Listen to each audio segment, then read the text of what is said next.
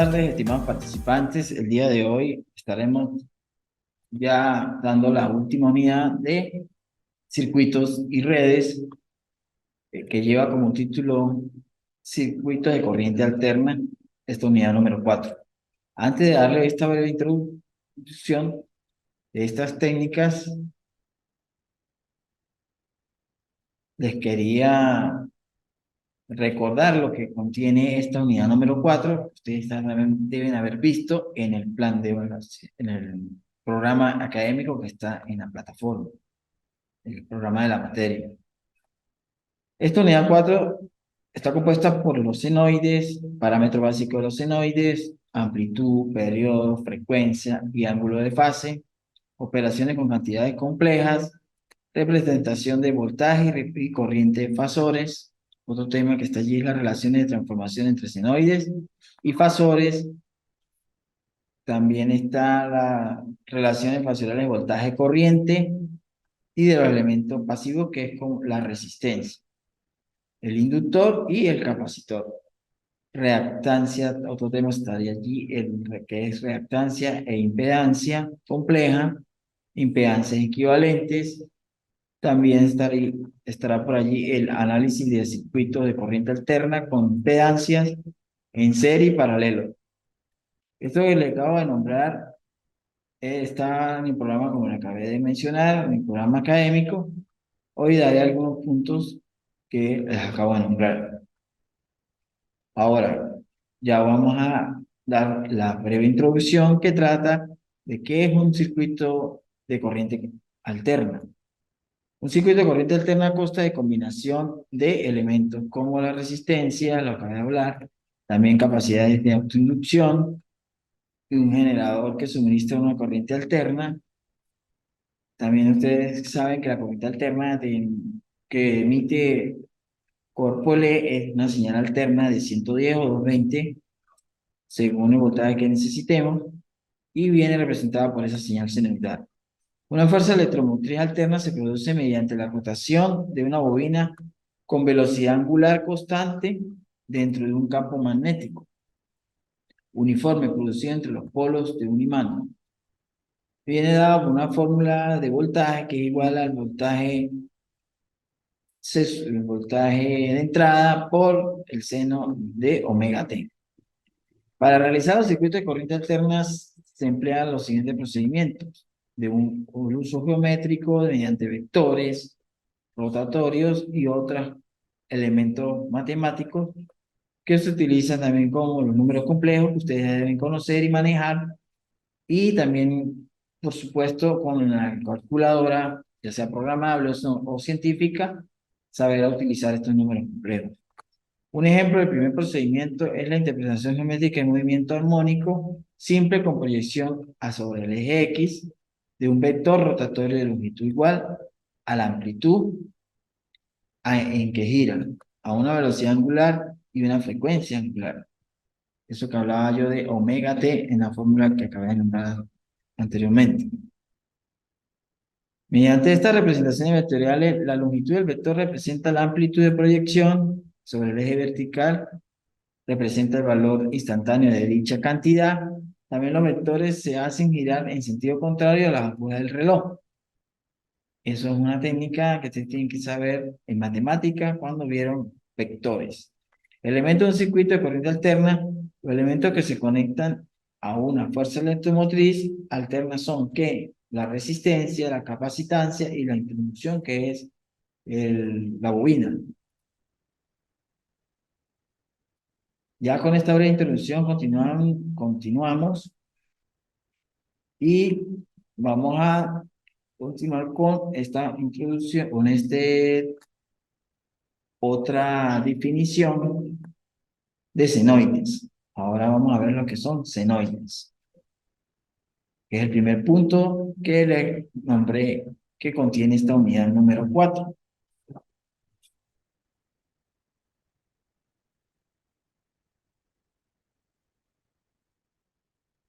Los senoides. Los senoides es la representación de las ondas senoidales, se caracterizan por varios parámetros que definen su forma y comportamiento. A continuación les voy a presentar los parámetros básicos de los senoides, que se los nombra la amplitud, la frecuencia, el periodo, la fase. Son esos parámetros básicos que se utilizan para cuando estamos trabajando con una señal senoidal. El senoide es la señal que tiene forma de función seno o coseno, y allí entraríamos también cuando es el periodo, la amplitud. Voy a decirle que la amplitud, ¿qué es? El valor máximo alcanzado por la señal de cualquier punto de un ciclo, de su ciclo, representa la magnitud de la onda y se mide en unidades voltios o amperes, voltiamperes. La frecuencia es un número de ciclos completos que ocurren en un segundo, se mide en hertz, esa es la unidad, y se determina la rapidez con la que la onda se repite. Una frecuencia y la más alta indica una onda más rápida y viceversa. La frecuencia, por lo menos acá en nuestro país, que usa la empresa Corpolé, la que nos da la electricidad, es de 60 Hz. Mayormente en Europa se usa 50 Hz. Acá en Venezuela usamos el 60 Hz. Ustedes lo pueden notar en los equipos electrónicos, en la parte de su características que trae atrás, como su hoja técnica, ahí aparece el voltaje. Si es un televisor, ejemplo, te diría 110 o 120 voltios AC, que es corriente alterna, y frecuencia 60 Hz. El periodo es el tiempo necesario para que una onda complete un ciclo, se calcula con el inverso de la frecuencia y se mide en segundos. El periodo es más corto, indica una onda más rápida y viceversa. El periodo en la señal senoidal es donde empieza y termina su ciclo de 0 a 360 grados, se completaría un ciclo completo. Eso es el periodo.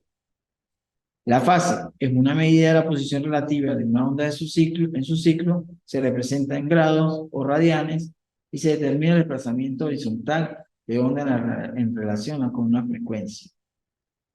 Así cuando están desfasadas unas señales, si tenemos dos señales en un osciloscopio, ejemplo, midiéndolas, cuando ellas pasan, si son simétricas, una adelanta a la otra, el espacio que hay entre ellas dos, como no son iguales, pero se corren en la gráfica, gráficamente, en un osciloscopio se puede ver.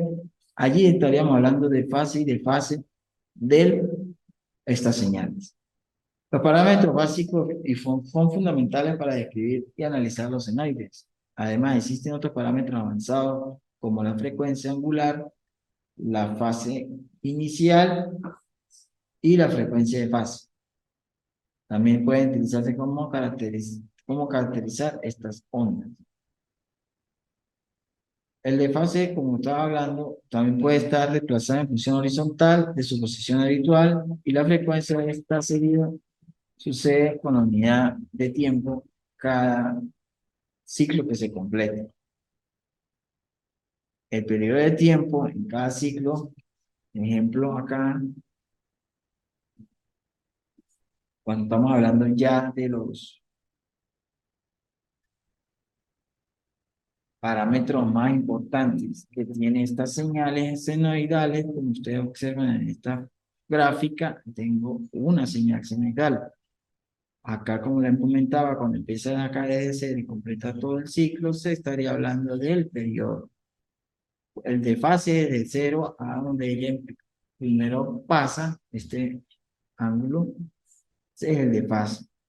La amplitud es la altura que tiene ella en el pico y el desplazamiento vertical.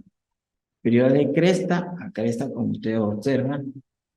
Y acá vuelvo y doy unas pequeñas definiciones de la amplitud, el valor máximo alcanzado a la señal, el periodo de tiempo necesario en que la onda completa un ciclo, la frecuencia del número de ciclos completos que ocurren en un segundo, y se mide en hertz, y el ángulo de fase representa la posición relativa en onda en su ciclo.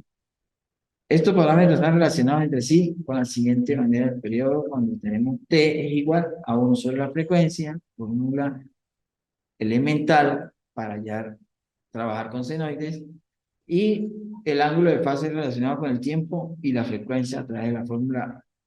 Aquí tenemos phi es igual a 2pi por la frecuencia. La frecuencia es la cantidad de ciclos por segundo de la onda. Se mide en Hz, como lo repito. El valor pico máximo es el máximo valor positivo o negativo. El valor promedio, valor medio, esto estaría acá representado en esta gráfica cuando le piden el valor eficaz o el valor medio. Está representado gráficamente a un rectángulo que tenga la misma base, el mismo superficie, el sonidal correspondiente al valor máximo positivo o máximo negativo. 110 voltios, ejemplo en Venezuela, valor instantáneo, son cada uno de los infinitos valores que toma un senoide en un ciclo. ¿Qué es el valor eficaz? Acá lo tenemos, acá lo que les estaba hablando es el valor máximo, valor medio, valor pico versus P, valor promedio es versus PR, que tenemos acá, el valor pico es de la cresta completa, pico a pico, de cresta a cresta, y valor RMS, valor eficaz. Cuando hablamos del valor máximo, es el valor que alcanza la señal en cualquier punto de su ciclo. También se conoce como amplitud máxima o amplitud pico. Este valor se utiliza para determinar la magnitud de la misma máxima señal. El valor pico es el valor máximo de la señal. Tenemos acá, valor pico, el máximo valor de la señal con respecto a su referencia, que generalmente es el punto desde cero. El valor se utiliza para calcular la amplitud de la señal y se obtiene multiplicando el valor máximo por su raíz cuadrada de 2. Ese es el factor. Raíz cuadrada de 2, que es 0.707, cuando lo sacan en la calculadora, ese valor. El valor eficaz, RMS, es el valor cuadrático medio de la señal que representa la cantidad promedio de la señal. Este valor se utiliza para calcular la potencia y la energía asociada a la señal. En el caso de una onda senoidal, el valor eficaz se obtiene multiplicando el valor máximo por un factor también de raíz de 2, que es aproximadamente 0.707. El valor eficaz RMS en una corriente alterna produce los mismos efectos térmicos sobre una resistencia eléctrica o una tensión continua. Este valor es el más significativo de una onda alterna. Acá en Venezuela en 110 o en monofásica, también 220 en trifásica, la onda senoidal es pura, lo que rara vez ocurre en la realidad. En la industria eléctrica también se define como un factor de forma. Este factor interesa fundamentalmente la medición del valor eficaz de la onda según el instrumental utilizado. También existe el factor de cresta de una onda que es igual a la amplitud de pico o onda dividida en el valor RMS. Tenemos acá. Ocurriendo que la forma de onda en lo que es el factor de cresta dé un impacto a lo que está ocurriendo. Es fundamental saber que, a diferencia de la energía continua o cuando estamos hablando de corriente continua, todos los valores son escalares. En alterna los valores son vectoriales. Esa es una gran diferencia. Es decir, posee un módulo y un sentido. En aplicaciones prácticas, sumar corrientes de tensiones alternas significa sumar vectores no escalares que en la mayoría de los circuitos están desfasados o corridos en el tiempo. Los fasores en las ondas periódicas, en este caso senoidales, se puede representar gráficamente o fasorialmente con los números complejos, la parte imaginaria y su parte real. El valor de este vector, valor de onda alterna, se puede ser instantáneo, pico o eficaz. Generalmente los diagramas fasoriales se realizan con valores eficaces en las ondas alternas. Esto es lo que le estaba comentando. de la representación, cuando vamos a entrar a la representación de voltaje y corriente de fasores. Estaba hablando un poco de lo que estábamos hablando cuando estaba hablando de los desfases de las tensiones en formas vectoriales y los diagramas fasoriales. Acá tenemos que la representación de voltaje y corriente en fasores viene representada en esta gráfica una fórmula B sub M, voltaje por seno de omega t más el ángulo de fase. La representación de voltaje y corriente en fasores es una técnica utilizada en el análisis de circuito de corriente alterna. Los fasores son vectores, lo cabe de mencionar, que representan la magnitud y fase de una señal sinusoidal. Por ejemplo, si tenemos una señal sinusoidal con un voltaje de amplitud, que es un voltaje 10 acá, y una fase de 10 el ángulo en grados, su representación de fasores sería la longitud 10 y el ángulo de 30 grados con respecto al eje de frecuencia. La representación de fasores permite simplificar el análisis de circuitos de corriente alterna, ya sean que puedan realizarse operaciones algebraicas directamente sobre fasores. Por ejemplo, la suma de dos voltajes en fasores se realiza sumando los vectores correspondientes. Ahí vuelvo y recalco, tienen que tener frescos los conocimientos cuando trabajan con vectores, cuando trabajar con vectores. Además, los fasores también permiten determinar la magnitud de fase de las corrientes y voltajes de diferentes elementos de un circuito, como resistencia, inductancia y capacitancia. La representación de voltaje y corriente en fasores es una técnica útil para analizar circuitos de corriente alterna, ya que simplifica el cálculo y comprensión de señales sinusoidales presentes en los circuitos. Ya acá en la reactancia e impedancia compleja, ya estamos entrando en lo que es la parte de los circuitos en sí. Cuando se hace el circuito equivalente, se haya una impedancia, se haya, ya sea impedancia o admitancia, para ir entendiendo un poco lo que es la reactancia inductiva, la bobina se representa con X sub L.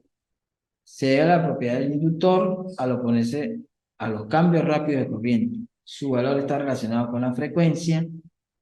También la capacitiva, acá en la forma, perdón, siguiendo con la inductiva, la fórmula es X sub L igual a 2pi por la frecuencia en L, que es la bobina, donde F es la frecuencia en Henry y L es la inductancia en Henry. Ya con la reactancia capacitiva, estamos hablando de X sub C y se mide en ohmios. Un capacitor tiene también las unidades en faradios, pero acá estamos hablando en los capacitores, tiene que ser su unidad es faradios. ¿Cómo se determina la fórmula? Que sucede igual a 1 sobre 2 por pi por la frecuencia por el condensador, donde F es la frecuencia en Henry y C es la capacitancia en faradios. Ya la impedancia compleja es una medida total de la resistencia de la reactancia en un elemento de un circuito de corriente alterna. Se representa con el número complejo en su parte real cuando es resistencia, en su parte imaginaria cuando es reactancia. Aquí es donde entra que Z es igual a R más JX. Puede ser JXE o JXL. La impedancia compleja la calculo utilizando la fórmula que acabé de mencionar y la resistencia está en ohmio y la X, la reactancia en ohmio, una unidad imaginaria. La impedancia compleja se utiliza para analizar circuitos de corriente alterna, ya teniendo en cuenta tanto que la resistencia como la reactancia son elementos, por lo menos la resistencia es un elemento inductivo, capacitivos o inductivos, que permite determinar la relación entre el voltaje y la corriente de un circuito y calcular la potencia aparente, la potencia reactiva y la potencia activa.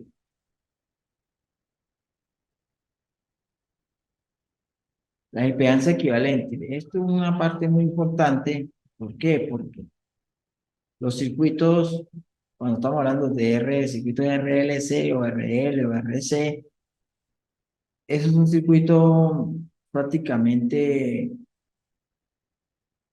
conectado en serie y paralelo, que para hacerlo, si es un circuito muy grande, se puede ir simplificando con los circuitos equivalentes o la impedancia equivalente, como dice el concepto allí, que se refiere a la capacidad de combinar elementos pasivos, resistencia, capacitores e inductores en un circuito de manera que puedan ser reemplazados por una sola impedancia que tenga el mismo efecto en el circuito.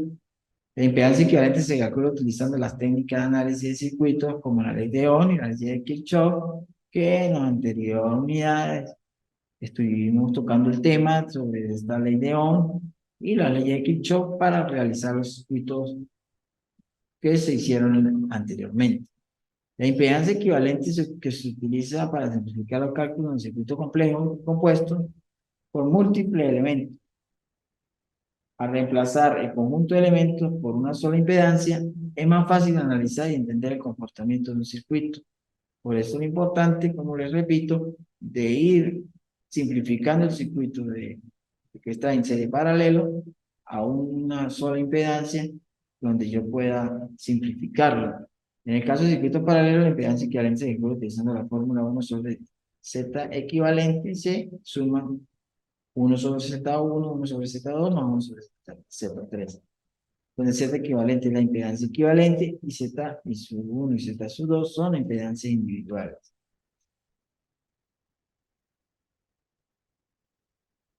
En el análisis de circuito de corriente alterna con impedancia en serie y paralelo, se nota la fórmula cómo se calcula en forma de serie, en forma paralela. En un circuito de corriente alterna, la impedancia en serie se suman algebraicamente. Esto significa que si se tienen dos impedancias en serie, simplemente se suman una con la otra y la impedancia equivalente sería esa. Por ejemplo, si tenemos una resistencia de 10 ohmios en serie con un inductor de 5 ohmios, la impedancia equivalente sería 10 más 5, sería 15 ohmios.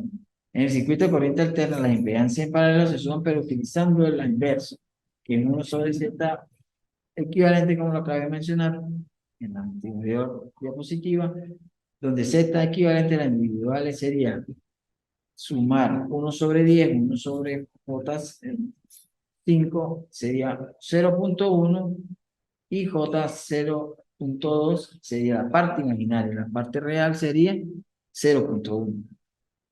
En vez que se haya determinado la impedancia equivalente, se puede utilizar la ley de Ohm también en forma compleja para calcular corriente y voltajes en el circuito. Además, se pueden utilizar técnicas como el análisis de nodos, de malla, para resolver el circuito y obtener resultados más precisos, como los que se vieron las formas de hallar los circuitos en la unidad número 1. Es importante tener en cuenta que las impedancias en serie y paralelo en un circuito de corriente alterna se comportan de manera diferente a las resistencias de circuitos de corriente continua. ¿Cómo con eso? Esto se debe a las propiedades de reactancia inductiva y capacitiva en los inductores y capacitores. Estas propiedades introducen cambios en la fase y amplitud de la corriente y voltaje en el circuito que se esté trabajando. Cuando hablamos de impedancia, le voy a dar para ir concluyendo ya, que estamos llegando al final, de lo que es la impedancia y la admitancia. Y en la ley de Ohm se la conoce que es B igual a I por R en circuito de corriente directa. Así se puede dar, por ejemplo, la propiedad de la resistencia en los circuitos AC, que es nada más que el equivalente de la resistencia llamado impedancia, expresado como relación de Z igual a B sobre I, donde el voltaje y la corriente se expresan en valor efectivo de RMS para un circuito puramente resistivo. R se reemplazaría por la Z. La impedancia implica una parte real, que es la resistencia R, lo acabé de mencionar, y una parte imaginaria, que es la reactancia, ya sea X sub C y la X sub L. Expresión de impedancia que utilizan los fasores, dando fácil la expresión de señales de voltaje y corriente en AC, como números complejos, como son los números complejos. También podemos reducir arreglos de impedancias en serie y paralelo, igual manera como se hace en la resistencia, de forma de obtener la impedancia equivalente que lleve a las mismas operaciones. Solo se debe considerar las operaciones que realicen por número complejo. Cuando estamos en la admitancia es el inverso de la impedancia, sería Y, que se representa en la admitancia, es igual a 1 sobre Z. Las unidades en ocasiones llamado ohm, al revés es MHO.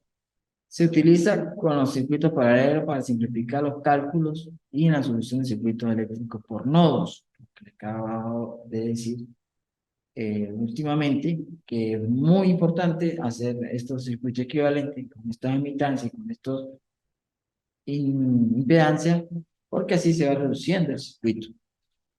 La parte real, y hablamos de la parte imaginaria, ya sabemos que R es la parte real y la parte imaginaria es J, X sub C o X sub L.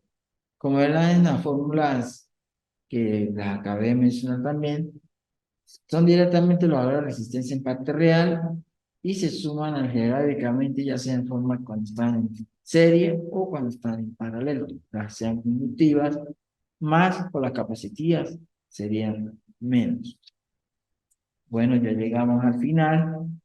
Eh, las herramientas que se presentan para realizar estos circuitos, también hay muchas herramientas en internet, hay simuladores donde pueden ustedes observar cómo funcionan estos circuitos, con solo colocar y calculadoras también se consiguen allí, donde solamente colocando los valores, sea resistencia, él hace el trabajo completo para hallar los números complejos. Acá les dejo los videos de referencia que siempre lo, me gustaría que los observaran cuando los suba a la plataforma, en el documento Word que siempre hago, como hice en las anteriores unidades. Véanlos, analícenlos y allí hay un buen material de apoyo. También les voy a subir el material de apoyo, les voy a subir esta diapositiva. Tengan en cuenta si tienen alguna duda, me la hacen llegar por la misma plataforma, yo estaré respondiendo. Ya estamos llegando al final del trimestre con esta última unidad, pero que la entrega de esta última unidad, siempre lo digo, difiere en la nota, la puntualidad. Y bueno, si no hay más nada que agotar, me despido. Llegamos al final. Hasta luego.